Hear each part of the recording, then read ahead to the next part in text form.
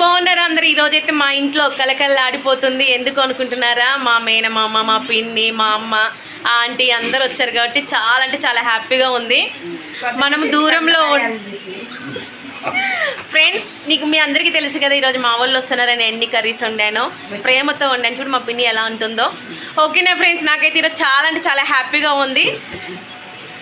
ఏంటమ్మా, రేపు మా మమ్మీ వాళ్ళు షూటింగ్కి వెళ్తున్నారు ఫ్రెండ్స్. అక్కడ కూడా వీడియో ఒకటి చేసి మీకు అందరికీ పెడతాను, చూస్తూనే ఉండి. ఈరోజు అయితే మా ఇంట్లో ఒక పెద్ద పండుగ అనుకోవాలి.